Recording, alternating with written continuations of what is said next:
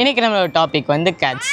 உங்களுக்கு தெரியுமா, கேட்ஸால 100 டிஸ்டிங்க் வோக்கல் சவுண்ட்ஸை ப்ரொடியூஸ் பண்ண முடியும். இந்த வித்தியாசமான various forms of sounds use பண்ணி தான் கேட்ஸ் கம்யூனிகேட் பண்ணுது. இந்த சவுண்ட்ஸோட எக்ஸாம்பிள் நம்ம பார்த்தோம்னா மியாவிங், பர்ரிங், கிரவுலிங், ஹிஸ்ஸிங் இதெல்லாம் வரும். இந்த சவுண்ட்ஸை யூஸ் பண்ணி தான் கேட்ஸோட இமோஷன்ஸ், நீட்ஸ் அண்ட் ஃபீலிங்ஸை எக்ஸ்பிரஸ் பண்ணுது. இந்த காம்ப்ளெக்ஸ் வோக்கல் கம்யூனிகேஷனை கேட்ஸ் பர்டிகுலரா நம்ம ஹியூமன்ஸ் கிட்ட தான் யூஸ் பண்ணுது. மற்ற டொமஸ்டிக் அனிமல்ஸ் லைக் டாக்ஸோட கம்பேர் பண்ணும்போது கேட்ஸ் வந்து மோர் வோக்கலி எக்ஸ்பிரசிவா இருக்கு. அதே டாக்ஸோட நம்ம வோக்கல் கார்ட்ஸ் வச்சு கம்பேர் பண்ணி பார்க்கும்போது கேட்ஸோட வோக்கல் கார்ட்ஸ் ரொம்ப ஃபிளெக்சிபிளா இருக்கும். அதனால கேட்ஸால ப்ராடர் ரேஞ்ச் ஆஃப் சவுண்ட்ஸை ப்ரொடியூஸ் பண்ண முடியும். அப்புறம் கேட்ஸுக்கு வைடர் வெரைட்டி ஆஃப் லைரன்ஜியல் மசில்ஸ் இருக்குனால அது எக்ஸ்டென்சிவ் வோக்கல் ரெப்பர்டாருக்கு கான்ட்ரிபியூட் பண்ணுது. நிறைய அடல்ட் கேட்ஸோட வோக்கலைசேஷன் எஸ்பெஷலி மியாவ் சவுண்ட்ஸ் ஹியூமன்ஸோட அட்டென்ஷனுக்காகவோ இல்ல டிமாண்ட்ஸ்க்காகவோ தான் யூஸ் பண்ணுது. கிரவுல் அண்ட் ஹிஸ் சவுண்டை கேட்ஸ் ஆங்கர் ஆர் த்ரெட்டன் பண்றதுக்கு யூஸ் பண்ணுது. சாட்டரிங் ஆர் ட்விட்டரிங் சவுண்டை கேட்ஸ் அதோட பிரே வந்து ஐசைட்ல இருந்து விலகி போகாம இருக்கிறப்போ யூஸ் பண்ணுது. சரி, இப்போ டாக்ஸ் அண்ட் ஹியூமன்ஸ் பத்தி பார்த்தோம்னா